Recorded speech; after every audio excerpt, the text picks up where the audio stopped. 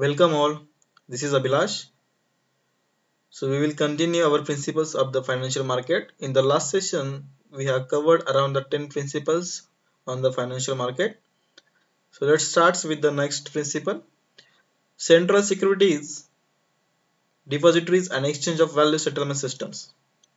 First, understand what is the Central Securities Depository, CSD. Is a specialized financial organizations holding securities like shares either in certificated or uncertificated, that is dematerialized. So you can see in your demat account, allowing ownership to the easily transferred through a book entry rather than by transfer physical shares. This allows brokers and financial companies to hold their securities at one location where they can be available for clearing and the settlement. This is usually done electronically, making it much faster and easier than was traditionally the case, where physical certificates had to be exchanged after a trade had been completed. In the some cases, these organizations also carry out centralized comparison and transaction processing such as clearing and the settlement of securities, transfers, security pledges, and security freezes. CSD can be national or international in nature and may be for a specific type of securities such as government bonds. Domestic central securities depositories. Many countries have own domestic CSD that was the traditionally associated with the National Stock Exchange. These organizations are typically heavily regulated by the government and may or may not be separated from the exchange where trading in securities occurs. International Securities Depository. An international CSD is a central securities depository that settles trades in international securities such as Eurobonds. Although many also settle trades in various domestic securities, usually through a direct or indirect links to a local CSD. Examples of international CSDs include Clearstream, Euroclear, and Sixes, were viewed as a national CSD rather than an ICSD, that is International Central Securities Depository. So it has a function of safekeeping, deposit and withdrawal, dividend interest principal processing, as well as a corporate action including proxying other services, pledge.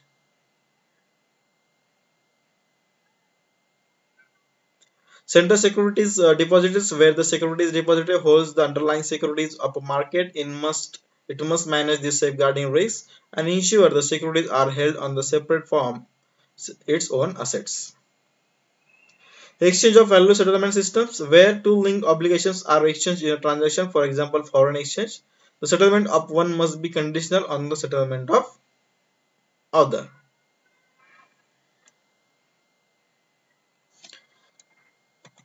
Next principle is default management.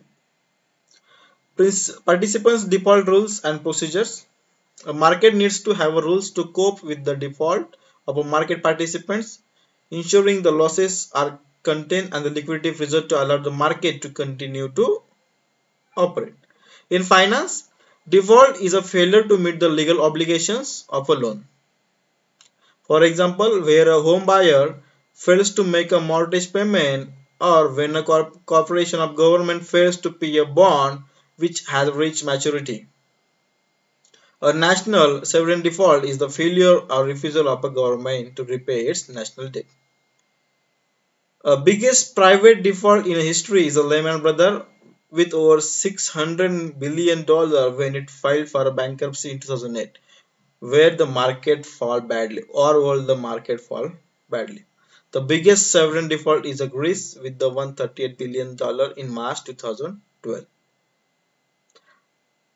So we have some type of defaults as well, like financial research, working capital, corporate finance, sovereign defaults, orderly defaults, strategic defaults. So one by one we will be discussing in detail once we move ahead with the content, with the topic, right?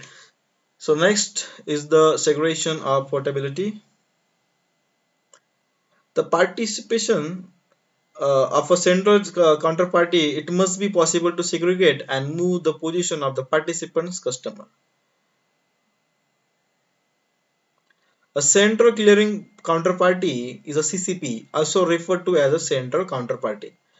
Is a financial institution that takes on the counterparty credit risks between parties to the transaction and provides clearing and settlement service of trades in foreign exchange, securities, option, derivatives contract. CCPs are highly regulated institutions that specialize in managing counterparty credit risks. CCPs mutualize counterparty credit risks in the market in which they operate. A CCP reduces the settlement risk by a netting offsetting transaction between multiple counterparties by recurring collateral deposits, also called as a margin depositories, by providing independent valuation of trades and collateral by monitoring the creditworthiness of a member firms. In many cases, by providing a guarantee fund that can be used to cover losses that exceed a defaulting member's collateral on deposit. CCPs required a preset amount of collateral. As the CCP concentrates the risk of settlement failures into itself and is able to isolate the effects of a failure of a market participants, it also needs to be properly managed and well capitalized. The next principle is on the general business and operation market risk. Business risk. The market operator must manage its own business risks to ensure it can continue as a going concern. It must maintain a reserve to ensure it can wound down in an orderly fashion if the need arises.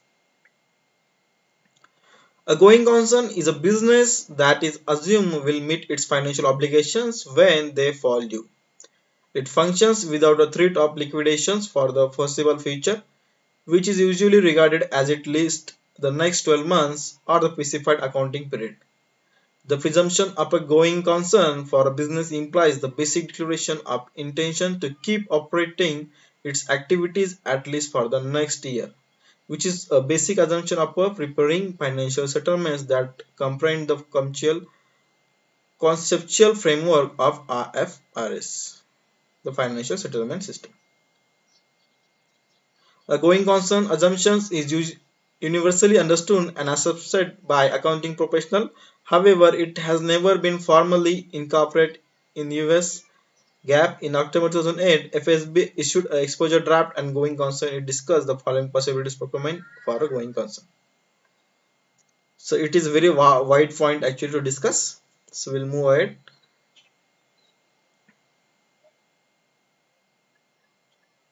Next is custody and investment risk.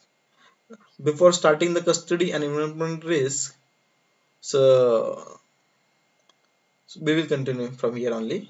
Okay, so asset whether belonging to the market operator or market participants must be safeguarded against the losses. Any investment must be chosen for minimal credit liquidity and market risk. Next is operational risk. A financial market must identify operational risk.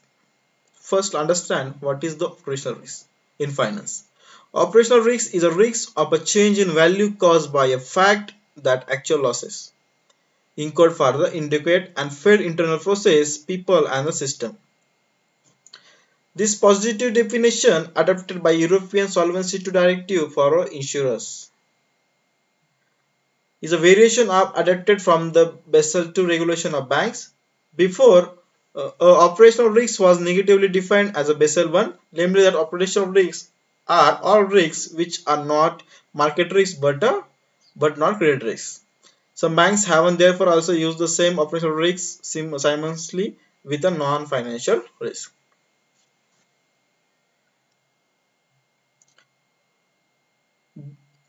The risks of a loss resulting from the inadequate or failed internal process, people, system, or from external event. This definition includes legal risks but excludes strategical and reputational risk.